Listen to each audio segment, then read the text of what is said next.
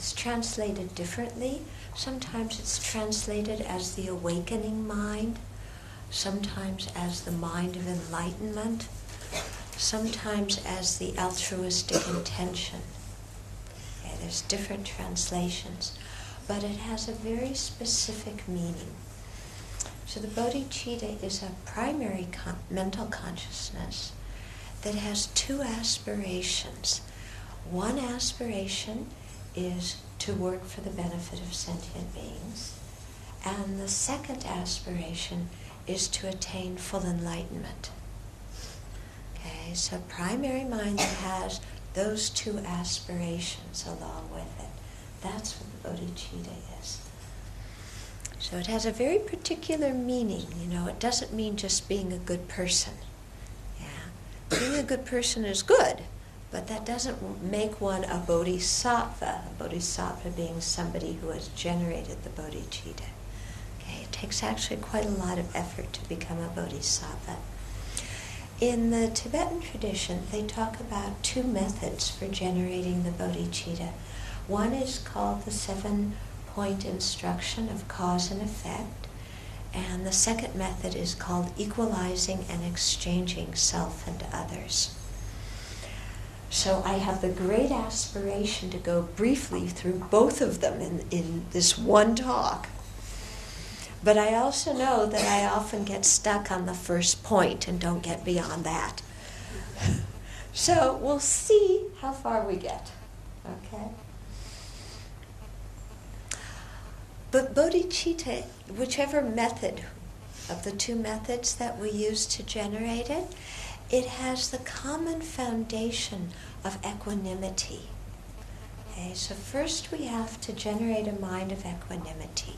What is it that we need to make equal? Our mind that is very biased and prejudiced. How are we prejudiced? We are attached to our friends. We have aversion and disdain for people that we don't like.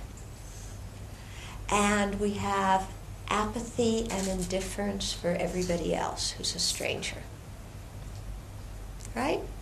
Does it sound like you live your life? Think about it. How do you relate to other people? Yeah, the people that you consider friends, so attached to, I want to be near them, I'll do anything for them, they're so wonderful. Then somebody who criticizes us, they're such an idiot, get them away from here. No. And then everybody else, I couldn't care less. Okay? Totally apathetic.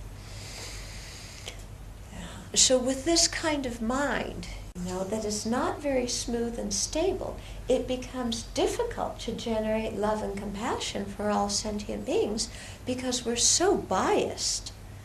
We're so stuck in our opinions and judgments of other people.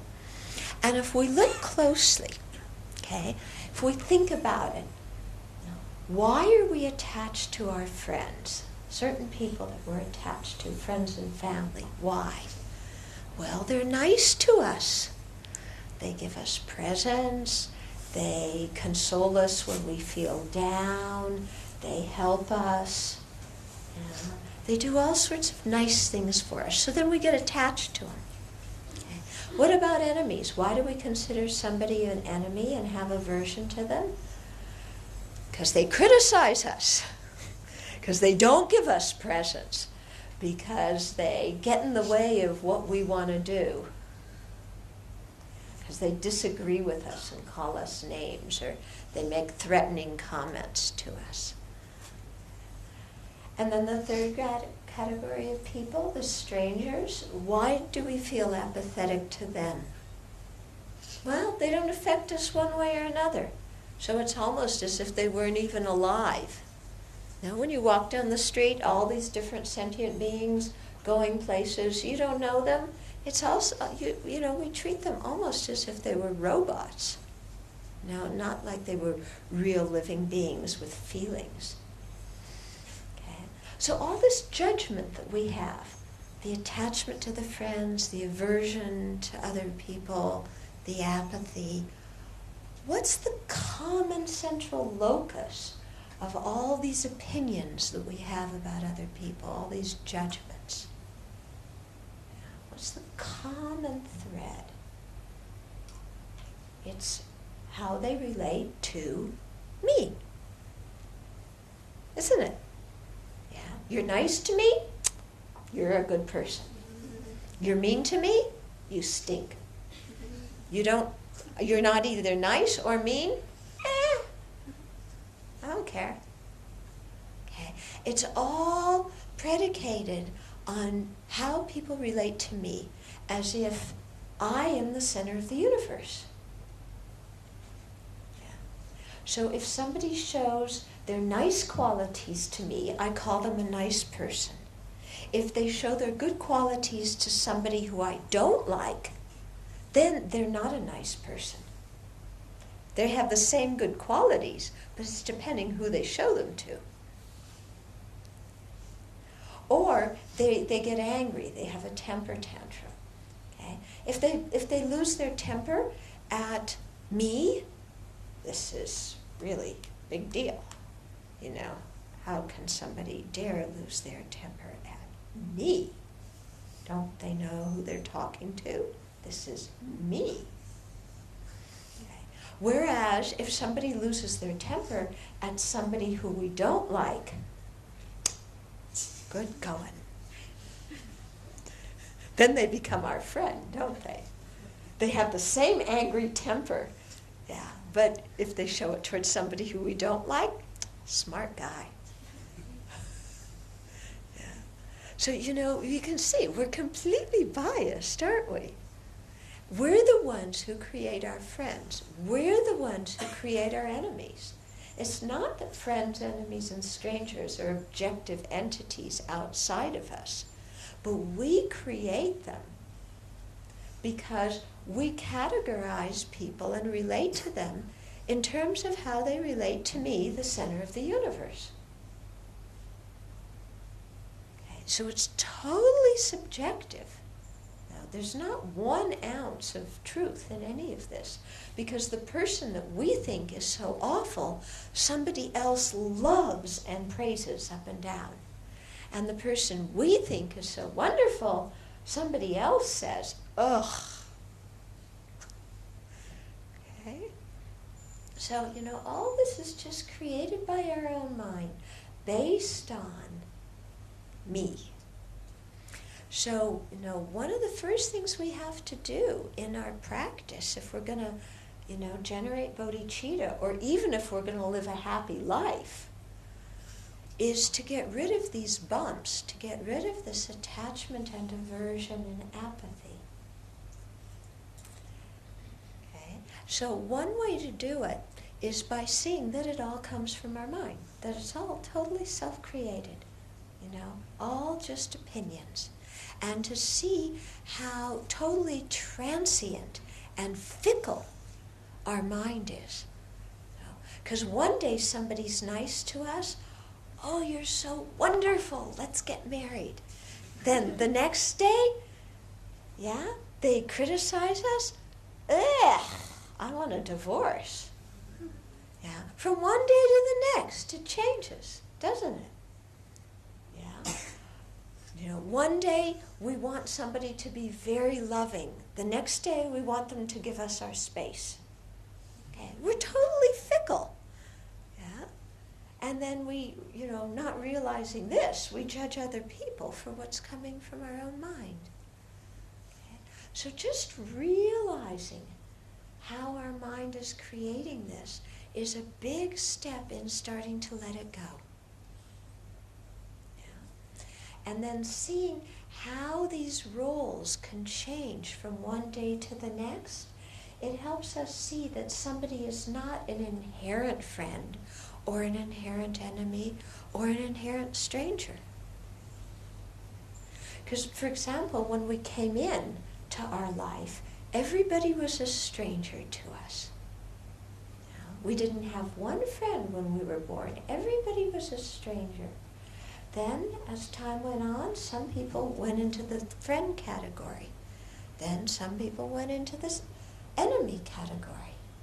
Some people stayed as strangers. Then more time went out. Some of the friends now went into the enemy category. And some of them went back to the stranger category. And some of the enemies we got to know in a different situation, and they became our friends. And then some of the enemies went back to becoming strangers. So it changes all the time. So therefore there's no sense in forming a very rigid image of somebody, and a rigid opinion of what somebody's like, because we see that relationships are constantly in flux. And the more we look at it and see how our mind creates these rigid categories, the more we can also see how painful these rigid categories are. Because when we make somebody into an enemy, are we happy? We keep on thinking it's their fault. You're my enemy because it's something in you. You're deficient, you're this, you're that. We blame them. But half the time, our enemies used to be friends. In fact, sometimes the people who were our worst enemies were the people that we were the most attached to before. Isn't it? Yeah? For example, who are you meaner to? Strangers or the people you love? When you get angry, who do you get the most angry with? Strangers or the people you love? Hello? Hello? Who do you get angrier with? The people you love. Would you ever say to a stranger what you would say to somebody who's a family member? No. We would never be that impolite to a stranger. But to a family member that we love, all sorts of garbage comes out of our mouth, doesn't it? Totally uncontrolled flow of garbage towards the people we love. So you can see, one day somebody's a loved one, next day we can't stand them. Then they're a loved one, then we can't stand them. It's all coming from our own mind. It's not because of them, it's because of our judgments and opinions. So just realizing that can help us equalize things. And also help us to see that often the people that we get the most angry at are the ones that we care the most about. And to come back and recognize in our heart that we actually do care about these people. Because sometimes we think we can just put somebody in the category, you're a rotten, mean person, and then just ignore them, throw them out the window, who cares about them? We've put them in a category, we don't have to relate to them anymore. That's completely wrong, isn't it? Yeah, completely wrong. And we only hurt ourselves, because often these are the people we care the most about. So what we're trying to do is develop some kind of balanced mind, okay, that doesn't cling on to our loved ones, doesn't push away the people who, we don't like or who have insulted or hurt us. And the mind that doesn't ignore everybody else. But instead, what we want to create with equanimity is an open heart that is open and receptive to everybody. And wouldn't that be nice? Just think about it from your own viewpoint. Wouldn't you be a lot happier if you had a heart that was open and receptive to everybody? If you weren't so prejudiced against people, grabbing at some people, pushing other people away, wouldn't you just be a lot happier? So we can see that this kind of meditation is something that's very much for our own benefit. It leads us to spiritual realizations, but it also leads us to be a lot happier now. Because when we close our heart in hatred to somebody, who is it that suffers? when we hold a grudge against somebody, usually a family member, because we would never hold a grudge against a stranger, would we? But when we hold a strong grudge and strong hatred or dislike towards somebody else, who suffers the most? Do they suffer? Maybe a little bit, but not much. Who's the one who suffers from the anger? We are, aren't we? When we have anger and hatred in our hearts, we're totally miserable. And we can go through our whole entire lives holding that anger and hatred. And I think that's why sometimes you see old people who are bitter, You've met old people in your life, they're so bitter. All they do is complain. And I think it's because they've held hatred and resentment in their hearts for a long time and haven't been able to release it. And then it just affects them. It makes them sick, makes them bent over, makes them totally unhappy. So just seeing how much our own hatred makes us miserable, that should be a strong motivating factor to give it up. Because we cherish ourselves, don't we? We love ourselves. We want ourselves to be happy. If we really want ourselves to be happy, we have to let go of our resentment and our aversion towards other people.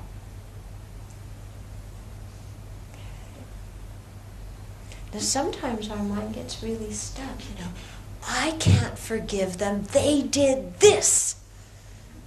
And we pull out our long list of everything they did that we can't stand.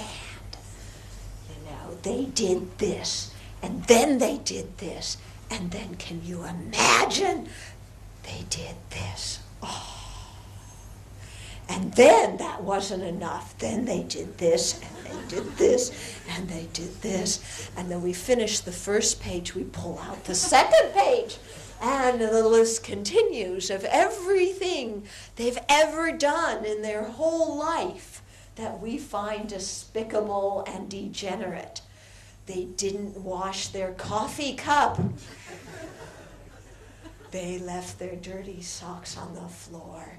They forgot to lock the door and they didn't comb their hair. Oh, And then in addition, they said mean things to me and they insulted me and they didn't support me when I really needed support and they betrayed my trust and they did this and that. We have the whole thing, don't we? Yeah. When it comes to holding grudges, we are the computer that doesn't have the delete button. Okay? We don't know how to delete our grudges. We just hold them, The hard drive of grudges that never crashes. But, this is really what we need to give up because we make ourselves so miserable for years doing that. And sometimes we say, well, I can't give up my grudge because they were wrong. How can I not be angry at somebody who's wrong? Well, think about it. Just because they were wrong, why do you have to be angry? Yeah? Do you want to be right or do you want to be happy? Think about it. Those of us who get very stuck in needing to be right, I'm right. They've got to back down on this argument and recognize I am right. Do you want to be right or do you want to be happy? Because we can hold on to being right for our whole lifetime and feel totally self-righteous and be completely miserable. We've all experienced that, haven't we? So what use is being right? So what? We're right. Big deal. So what? All of our friends agree with us that we're right and they're wrong. So what? If we're still miserable, what good does being right do us? Absolutely no good at all. Okay? So sometimes we just have to give up our attachment to being right. Okay, somebody made a mistake. He's a sentient being. That's what sentient beings do, is they make mistakes. No, I'm a sentient being. I also make mistakes. Yeah. Somehow we're okay with our own mistakes, aren't we? Yeah. And other people should forgive us when we make mistakes. And they should be tolerant of us when we make mistakes. Because we don't really mean harm when we make a mistake, do we? It was just we forgot, we were negligent, or we were unhappy, and others shouldn't hold a grudge against us because actually we're pretty nice people. No? Not just pretty nice, we're very nice. We're right. The whole world should honor us and respect us for that. No. And our mistakes, just little teeny things, not so significant. So other people, they shouldn't even notice our mistakes. And if they notice, then they should ignore them. And if they don't ignore them, then they should definitely forgive them and forget about them. Yeah. But their mistakes, different matter. Yeah. My husband makes a mistake, my wife makes a mistake, my kids make a mistake. Big deal. How dare they? They did it deliberately, and we make up this whole incredible story, don't we? Yeah. And inside of our heart, we have the judge, we have the jury, we have the prosecutor. There's no defense attorney. And we pull this person out, and the prosecutor in us prosecutes them, and the jury convicts them unanimously. In fact, the jury doesn't even need to go out for an hour to discuss. After 1 minute, the jury convicts them, and then the judge sentences them to death. And then we go, okay, good, got that accomplished. I'm right. Yeah? So, this way of thinking, our mind is just playing a big, big trick on us, and making us very, very unhappy. Okay. Okay.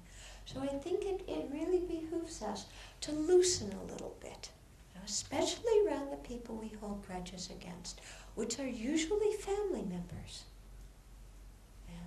I come from a family where you can never keep track of who's speaking to who. Okay? They have a family gathering, somebody in the family gets married. Well, you have to have many tables because this one doesn't speak to that one, who doesn't speak to that one, who doesn't speak to that one. You can't have them all sitting at one table. So you have to have many tables because they don't talk to each other. And this is what you teach your kids when you hold a grudge against somebody, is you teach your kids how to hate. Is that what you want to pass on to your kids? How to hold a grudge against a family member? When you hold grudges against your siblings, you're teaching your children that when they grow up, they shouldn't get along and they should hate each other. Is that what you want for your kids? If you hold a grudge against your husband or wife, what are you teaching your kids about relationships? So it's very, very important to try and let go of this. And one way to help us let go of it is to think of the kindness of the other person. Because when we've gotten stuck in holding on to our grudge, we're only picking out a few details about a person, and there's a whole lot more there. And especially with family members who we've known from a long time, I'm sure we can think of at least 1 or 2 or 3 good things that they've done. Yeah? Can't you? Now try hard. No, but really, if we open our mind to it, we can see that everybody has some good qualities, and that everybody has been kind to us, and that often we don't appreciate other people's kindness. We take their kindness for granted. In fact, we have a sense of entitlement. Yeah. I am me, therefore I am entitled to be happy without having to try, without having to do anything. I am entitled to be rich without having to go to work. I am entitled to people being kind to me without me being kind to them. Okay. We have this sense of entitlement. And yet, really, when we open our eyes and look at it, it's other people who have been kind to us. And instead of feeling like we're entitled to their respect, that they're entitled to our respect. And instead of complaining that they should appreciate me more, let's open our minds and our hearts and appreciate them more. Because if we look, people have been extraordinarily kind to us. Extraordinarily kind. Friends and relatives, they do so many things for us. We live together, we share responsibilities. They've been very kind to us. Even people in society who we don't know, the people who repair the roads, who build the buildings, they've been incredibly kind to us. We wouldn't have the Buddhist library here if it weren't due to the kindness of all the people who built it. The architects, the engineers, the construction workers. We're really indebted to all these people. And even the people we don't like have benefited us in that they've provided challenges for us to grow with.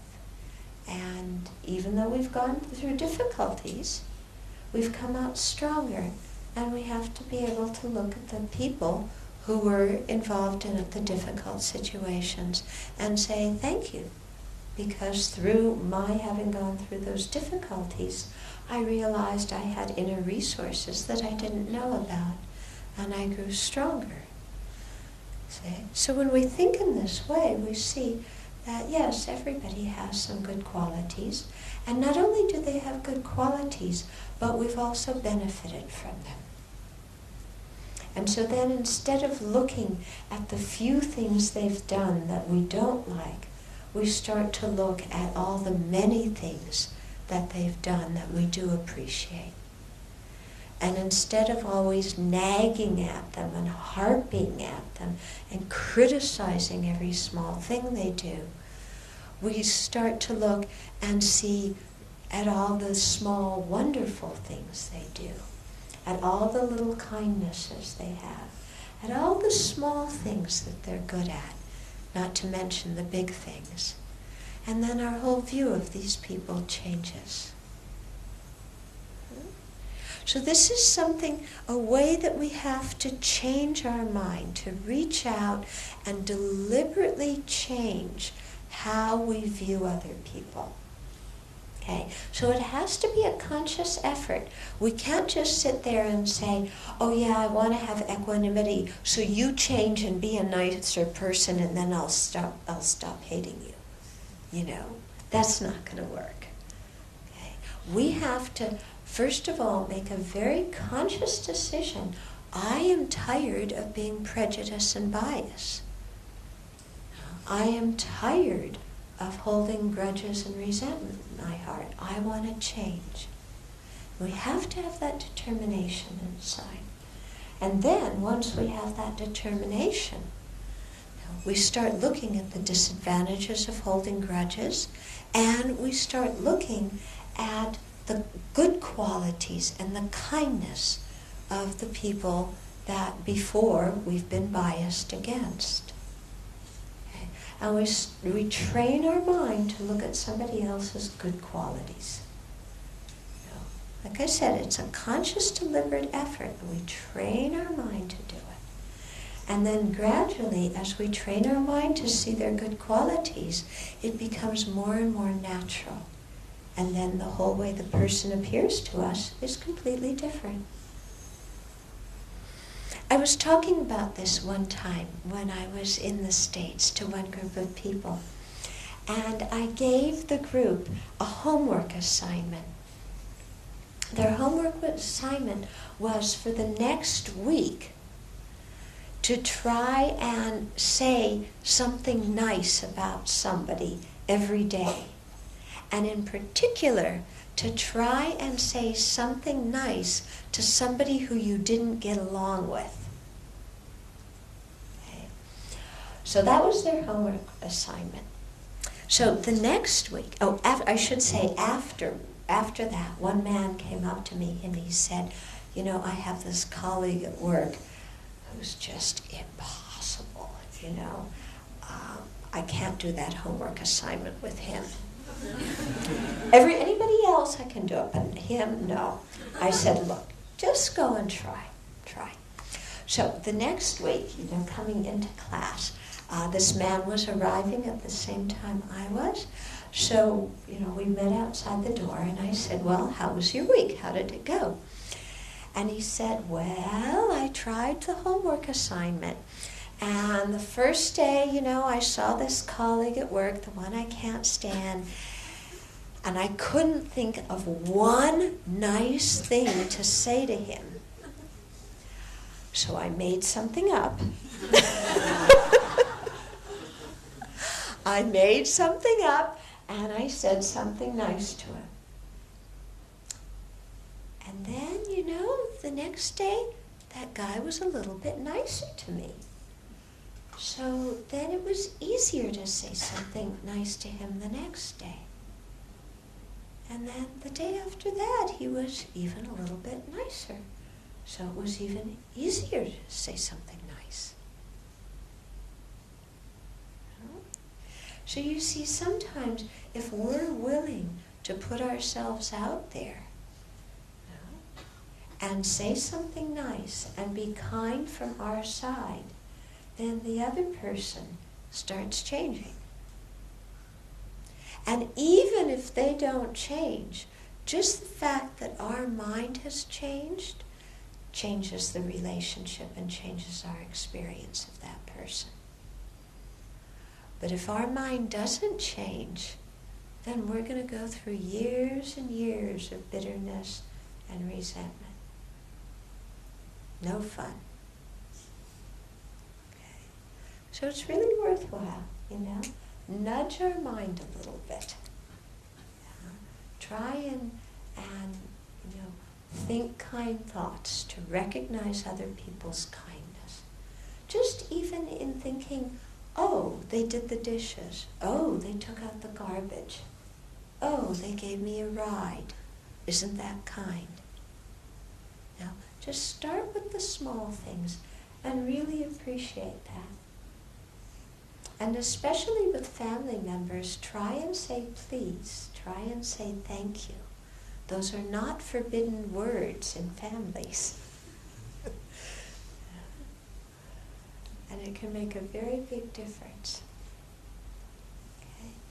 So you see, in this way, we're able to make our mind a little bit more balanced. Not so much attachment for the loved ones, not so much anger and resentment towards others. And then we also begin to open our hearts towards the strangers and see that they're human beings or sentient beings just like us. They want to be happy and they don't want to suffer, just like us.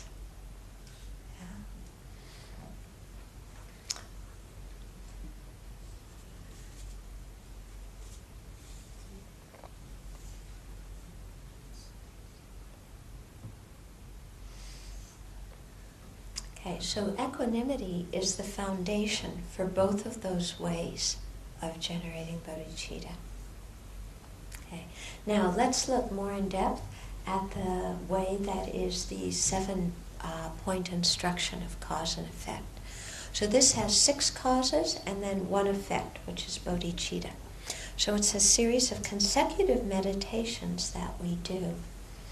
The first meditation we do is to recognize that all sentient beings have been our mother. And usually, for us, our mother is the one that we can, whose kindness we often feel very deeply. And to recognize that other beings have also been our mother, maybe not in this life, but in previous lives. Because there's been beginningless previous lives, infinite number of sentient beings, plenty of time for others to have been our mothers, not just once, but many, many times. So this can be an interesting thing to think about when, think about your colleagues. Okay? Think about the garbage collectors. Think about Osama bin Laden and George Bush. They've all been our mothers and they've all been kind.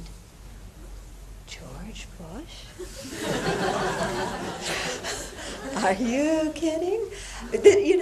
This gets us to stretch our mind a little bit and realize that people have not always been who they are in this particular life. That we've been, born in different relationships with them in different lifetimes. And they have first been our mother, our parents, and then second step, to think about is they've been kind to us as our parents and done so much for us. They've given us our body. They woke up in the middle of the night to feed us. They give us an education. They take care of us when we're sick. So realize that every sentient being's, done that for us. Then third, once we've contemplated the kindness that others have shown us as our parents in previous lives, then automatically the third part is there's a feeling to repay that kindness. And that comes very spontaneously. Because when we see ourselves as having been the recipient of kindness and generosity, then the wish to return it arises without much effort. Then the next step, fourth, is to generate love, wishing others to have happiness and the causes of happiness. And so here is where the metta meditation comes in. And because we've spent some time seeing others as kind, then we experience them as being lovable, and then wishing them happiness becomes very easy.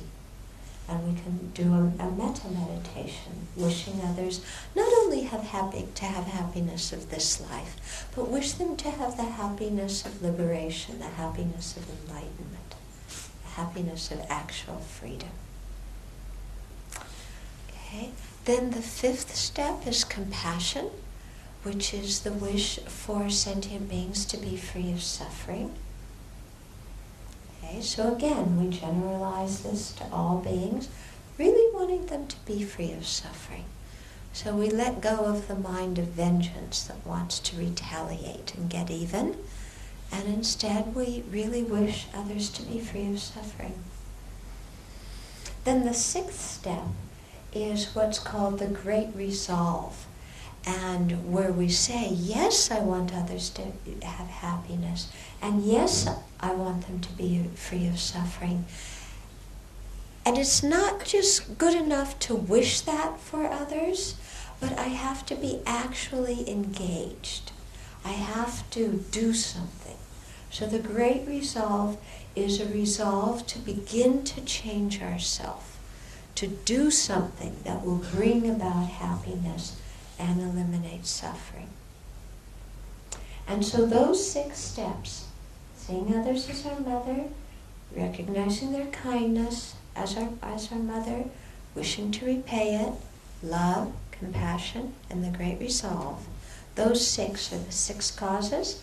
They give rise to the 7th point, which is the result, which is bodhicitta, that aspiration for full enlightenment.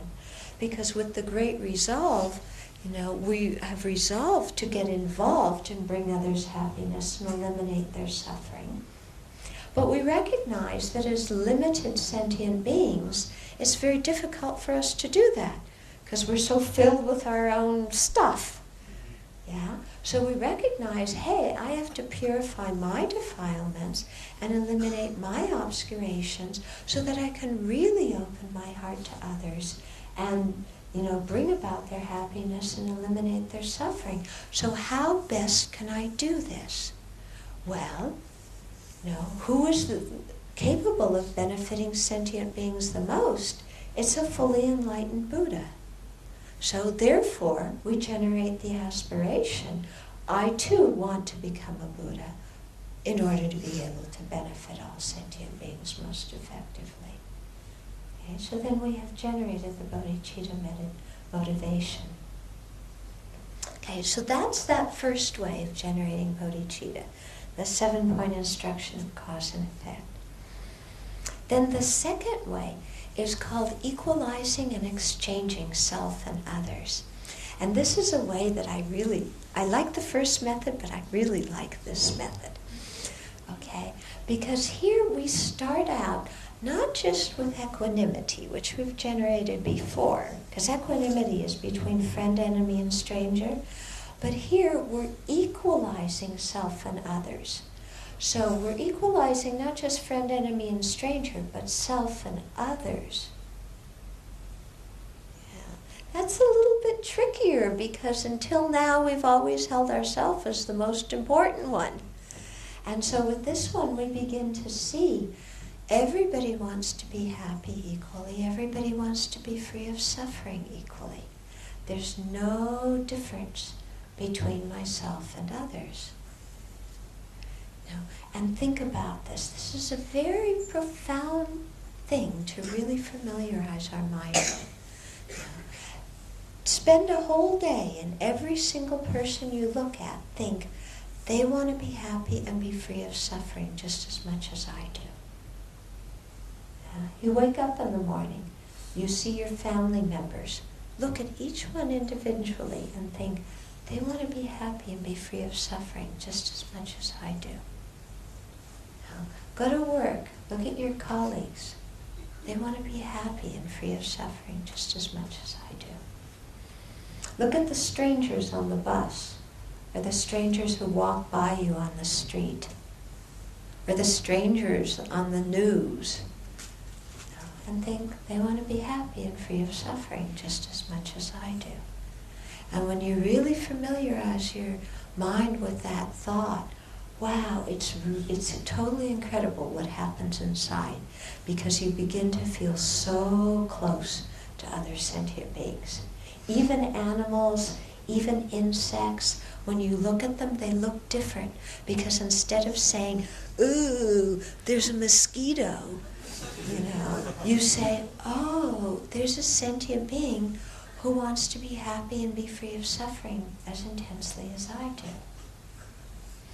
Or when you're driving on the road, if somebody cuts you off, instead of honking your horn and, swearing at the person, you say, there's somebody who wants to be happy and be free of suffering just as much as I do. Now, our whole way of relating to people changes. Yeah, even you see the cats running around in the alleyways. Wow, they want to be happy and free of suffering, just like me.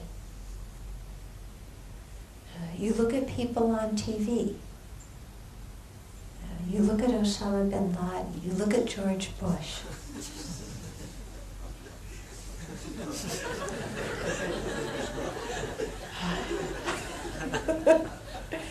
And you say, they want to be happy and free of suffering, just like me.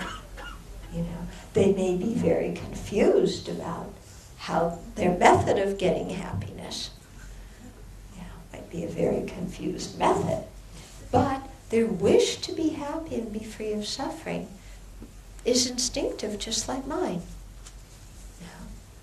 And this begins to wear away at our self-centeredness, because we see that ourselves and others are totally equal in that regard.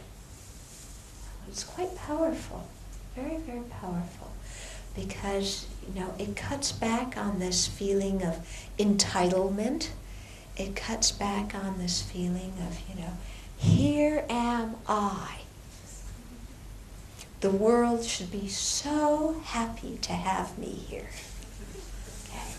Because this is what our self-cherishing, our self-centered thought thinks, isn't it? The world should bow down to me. They are so lucky that I'm here. I am such a wonderful person. My family is so lucky to have me. Okay, I'm in a bad mood once in a while, but they're so lucky to have me and my company. Oh, my boss should make 3 prostrations to me every day. He's so fortunate to have me as an employee. Okay, so it starts to chip away at that extremely self-centered mind. And we begin then, to see the disadvantages of our self-centered mind. And we look at our experience very closely, and we begin to see how unhappy we get when we're self-centered. That the more we think about ourselves, the more unhappy we get. Okay? And that's how self-centeredness deceives us. Because self-centeredness, it's not who we are. It's not our nature. Okay? Our selfish mind is not our inherent nature. It's one defilement that sits there and whispers in our ear and says, I'm going to take care of you, follow me. And we look at the defilement of self-centeredness and we say, yes, sir, yes, ma'am. And we follow it. And it makes us miserable. Because the more we spin around ourselves, then the more offended we get. Because we're so sensitive about how everybody relates to us. You're talking to me, you better use the right words. Yeah, don't give me a dirty look. Yeah. Okay. So we become so super sensitive towards every tiny thing everybody does towards center of the universe, me. Okay. And we begin to realize how unhappy we get by having that view. Okay. So we begin to let it go. And we begin to see that all the negative karma we've created all came through self-centeredness. If we look back, all of our negative karma we've created in our life, think of the worst thing you ever did, the thing you have the most regret for. Did you ever do that with the thought, I want to benefit other sentient beings? No. Yeah. We don't go say, I'm going to kill somebody for the benefit of others. I'm going to go have an extramarital affair for the benefit of sentient beings. I'm going to lie and criticize and talk behind people's back out of compassion. We don't think like that, do we? Why do we lie and steal and have extramarital affairs and say nasty things behind people's back? It's all coming from our self-centered attitude. So all that negative karma came because of the self-centeredness. So we look again and again and again at all the disadvantages of self-centeredness. And this is not saying that we're bad people because we're selfish. Okay, repeat. We're not saying we're bad people because we're selfish. Because remember, our selfishness is not our inherent nature. What we're doing is we're saying that we suffer more when we're selfish. And others suffer more when we're selfish. Okay? And so seeing that, then we begin to restrain that self-centered mind. And the more we restrain it, the happier we are. Okay? Then the next step is we start thinking of the benefits of cherishing others and how much happiness that brings. Because we know for ourselves, When other people cherish and appreciate us, how happy we are, well, that's exactly how happy they are when we cherish and appreciate them. So if you think, how do I want, I want to make somebody happy, how do I do it? Respect them. Respect them as a human being. Appreciate their good qualities. Point out their good qualities to them. It doesn't harm us to praise other beings. In fact, it's very much a virtuous practice to praise others and tell them their good qualities. Okay? So we begin to see all the benefits that accrue, how much happier we are when we actually cherish others. We're happier now, we create much better karma, that makes our future lives happier. It eliminates the obscurations from our mind, it facilitates our gaining Dharma realizations. So cherishing others only has benefits, there's no drawbacks to it. Okay? So after that, we've equalized self and others, we've seen the faults of self-centeredness, we've seen the advantages of cherishing others. Then the next step is we exchange self and others. So exchanging self and others doesn't mean I become you and you become me. What it means is that instead of always thinking my happiness is the most important, we think others' happiness is the most important.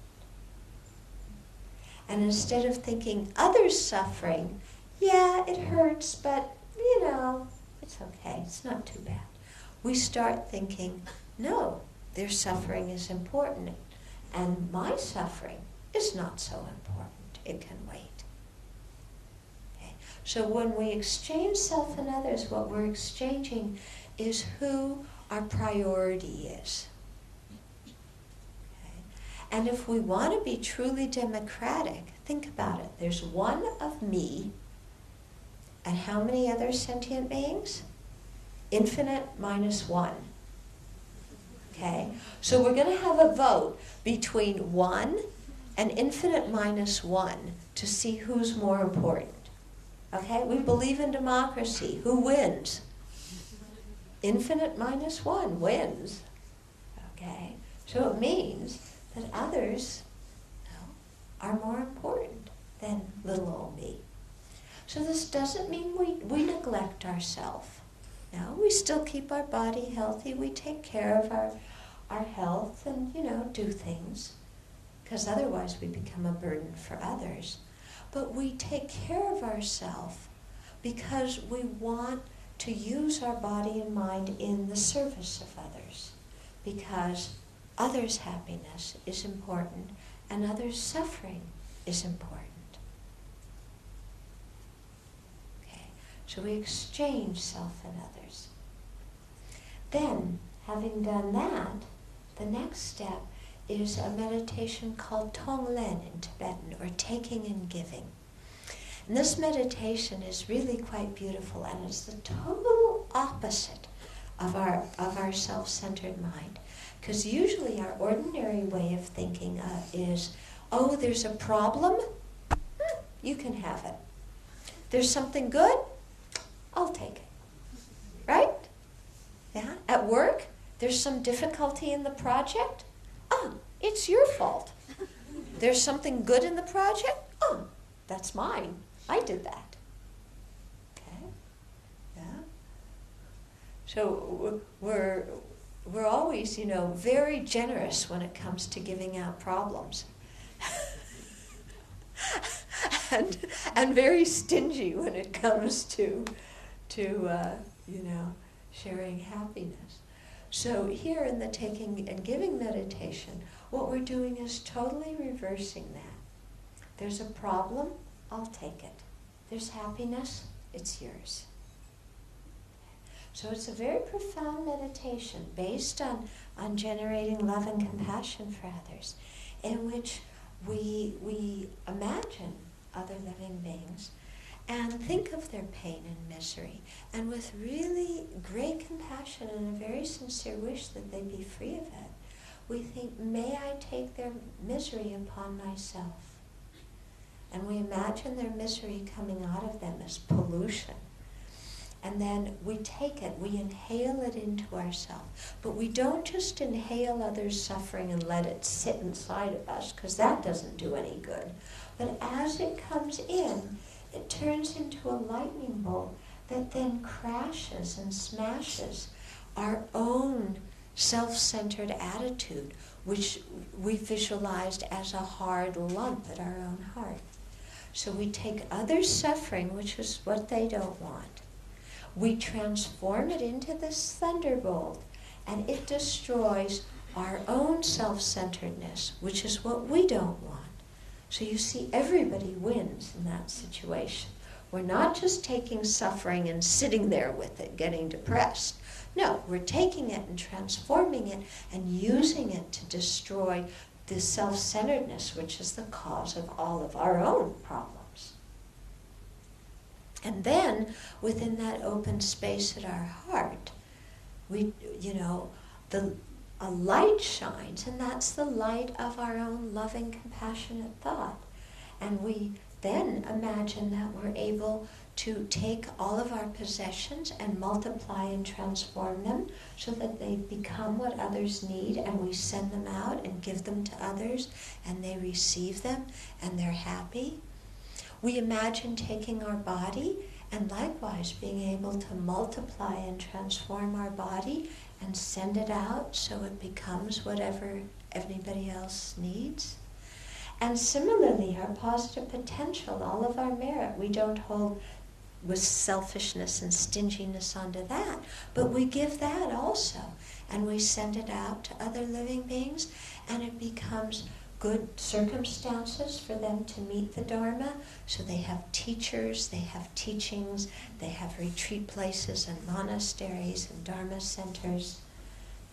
And we imagine we even give our merit away, and it becomes realizations so that other living beings quickly become Buddhas. Okay, so it's a very, very powerful meditation, this taking and giving one. And then through it, it becomes very easy to generate bodhicitta, because, if we really want to take on others' suffering and give them happiness, well, we have to become a Buddha to do that.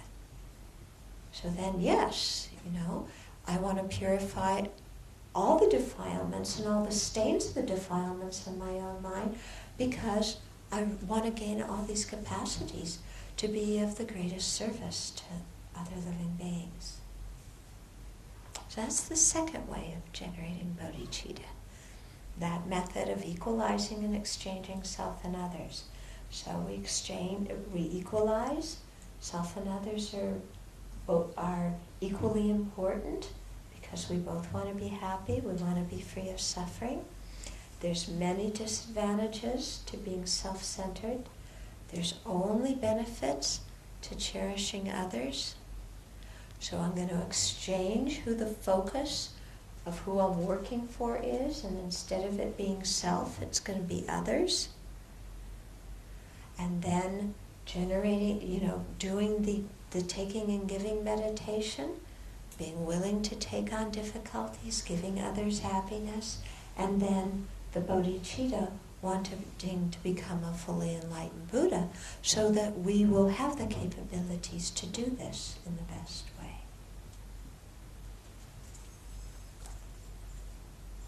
So lo and behold, we actually did both methods of generating bodhicitta in a very, very brief way, but we did them. There's one book by Geshe Jampa Tekchok called Transforming the Heart, the Buddhist Path to Joy and Courage. And he has wonderful, wonderful chapters on these two methods of generating bodhicitta. So I refer you to that book as well. Okay, so now we have some time for some questions and some discussion here, so please ask whatever you wish. It's a very sad Yeah, case. It's yeah. a very sad case, and I would like to have your guidance on this particular case. Okay. So the situation is that she has a friend who does hospice work, and one of the patients or clients in the hospice work is terminally ill with cancer, and he's done some harmful actions in his life, and he wants to make amends now before he dies, and especially he's seeking his wife's forgiveness, and his wife is saying, no. I don't want to forgive you. So it's a very painful situation. It's a very sad situation. So she would like my comments on it. Okay, one comment is, we've all made mistakes.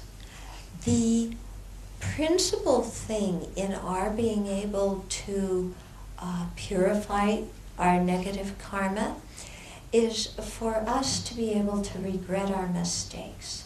So we generate very sincere regret. And then we try and restore the relationship through, in the case of holy beings, by taking refuge with them if they were the ones that we harmed, or in the case of other sentient beings, by generating bodhicitta towards them. That's the way to restore the relationship. So the main way of restoring the relationship is the transformation in our own heart. Yeah, the main way of purifying is by generating regret in our own heart. So I think that it needs to be pointed out to this man that, yes, of course you're seeking your wife's forgiveness, but you've already done the important step of acknowledging the harm that you've done.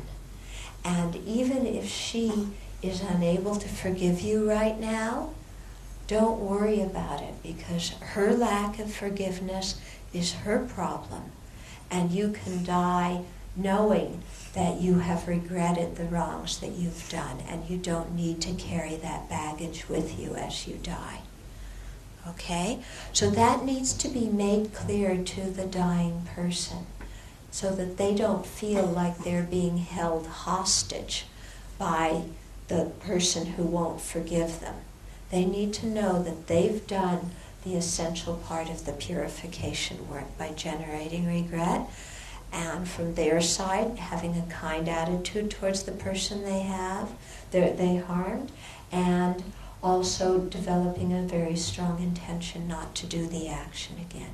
So make that evident to the person who's dying, so that they can die with a clear conscience and a clear mind, without being held captive, okay, or being held hostage by the unforgiving spouse.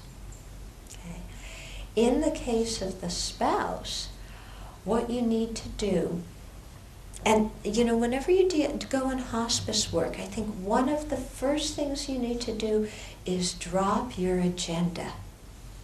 Drop your idea of how you want the situation to be. Because if you go into a situation such as counseling or hospice or whatever with your idea of, I want him to apologize and I want her to forgive, and then I want him to have a nice peaceful death with her at the bedside holding his hand. Are you trying to help them, or are you trying to choreograph your own, the drama that you invented in your own head? Yeah, it's extremely important when we're trying to help others to let go of our expectation and our ideas of how we think they should behave, how we think they should feel, what we think they should do and say. You gotta drop it, okay? Because if your friend is going in there with the idea of, I am gonna get that woman to forgive her husband if it kills me, then you're going to have more death than his on your hands. Okay? So that person who feels that it's so difficult to forgive, she needs some compassion.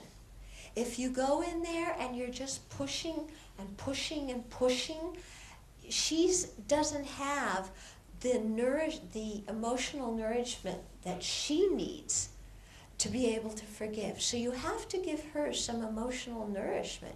She needs some compassion.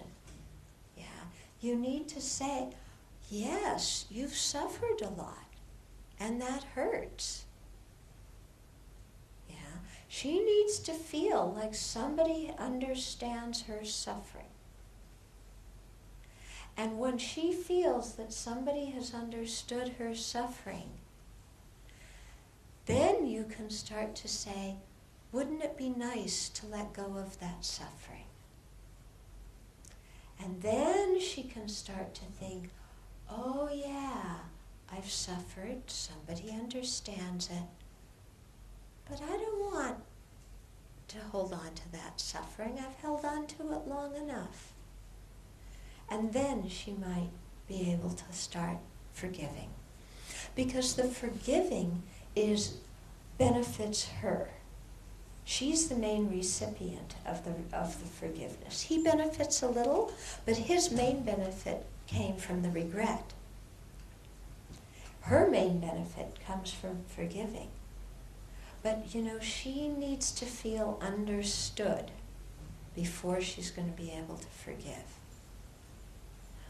And you don't know whether you have the time left before he dies for her to feel sufficiently understood so she can forgive. So you just have to give up your agenda and your expectations and just do what you can in the situation. Mm-hmm. And maybe we can all make prayers for them.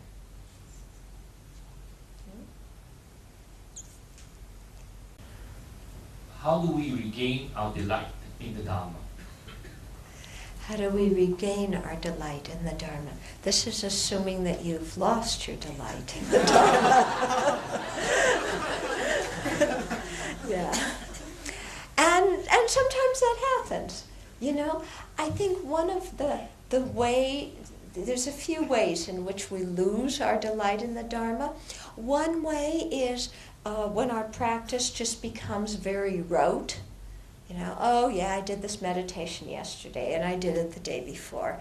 I did it the day before, and I know I'm going to do it today, and I know I'm going to do it tomorrow, and it's so boring.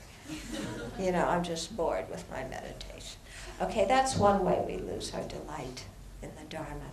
Another way we lose our delight in the Dharma is we get distracted by all the pleasures of samsara. Oh, Prince Charming! He's so much better than the Buddha.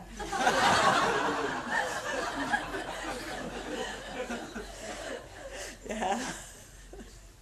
And our mind is zipped off. We can spend hours meditating on the wonders of Prince Charming, and the Buddha, is not nearly as sexy or interesting. Okay, so we've gotten distracted by samsara. Okay, so that makes us lose our delight in the Dharma. Another way we lose our delight in the Dharma is we push ourselves. Yeah, we develop this mind of, okay, I've got to try harder. I've got to meditate really well. I've got to gain samadhi. Single-pointed.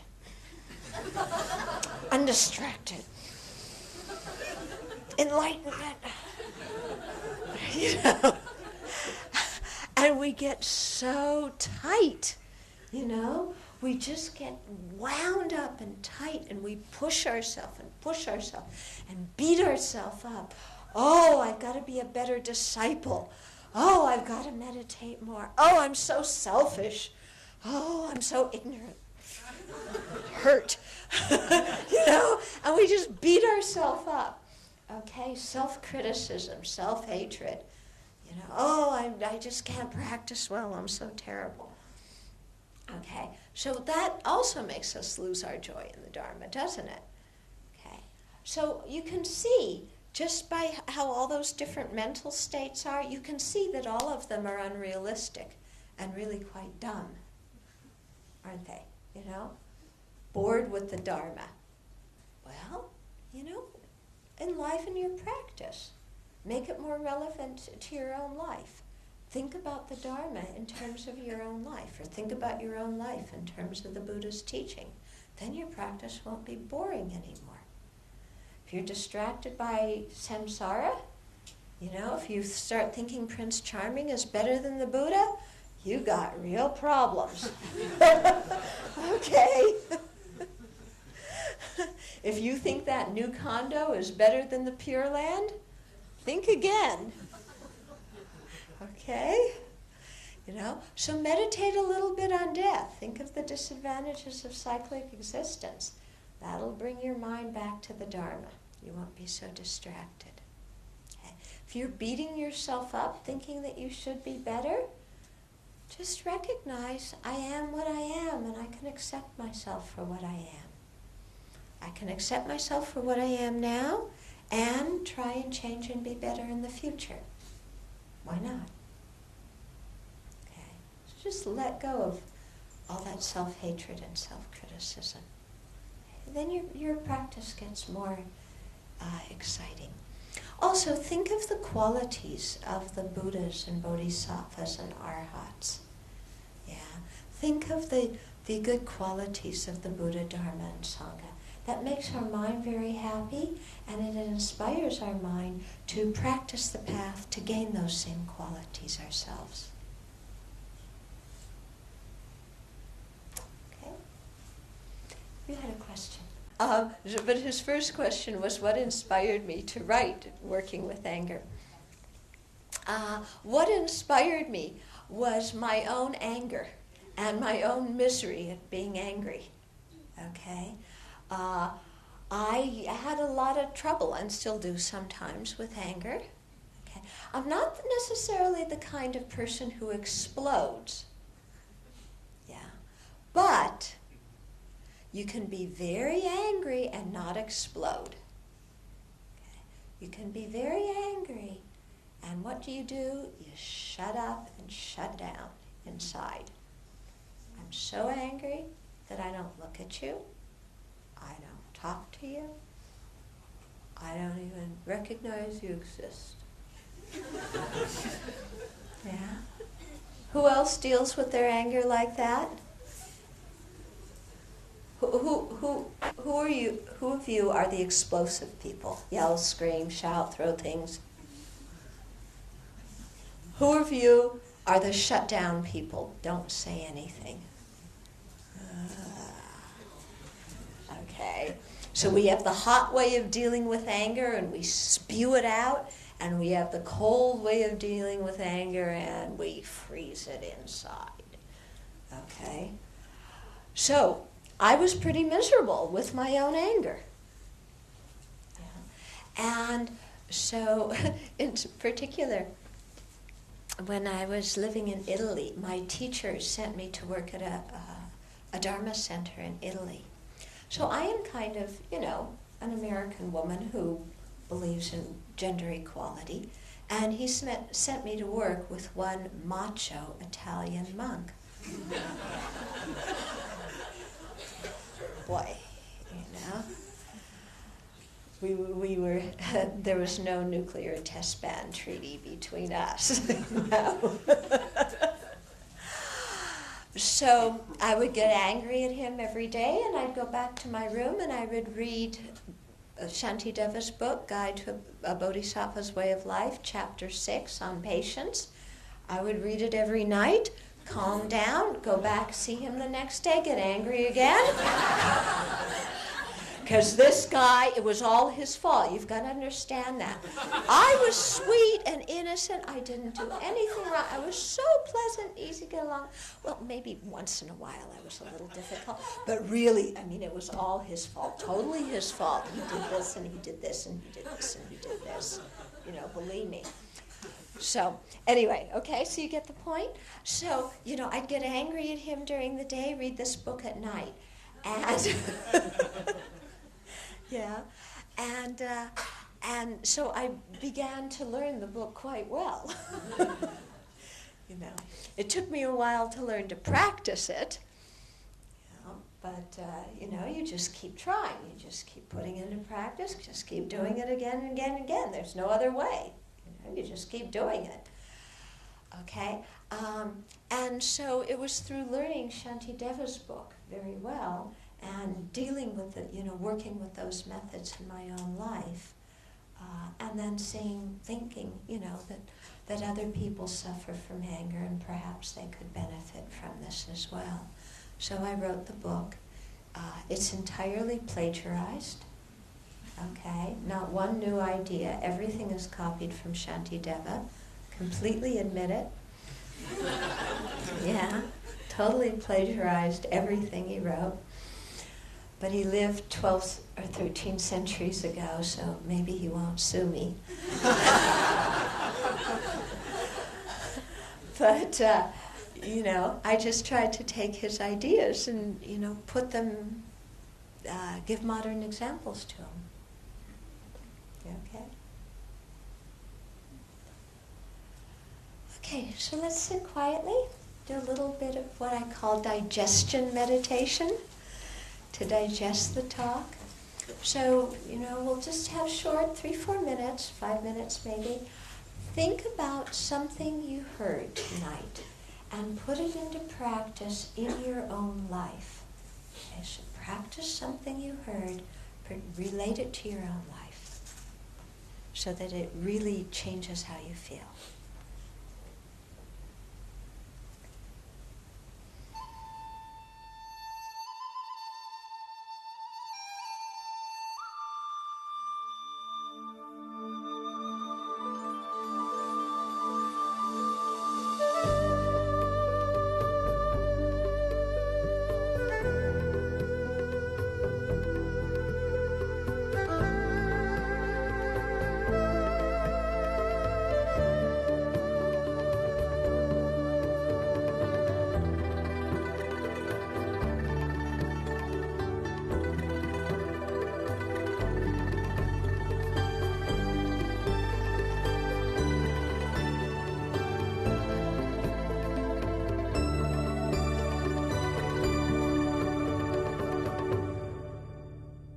Om Nare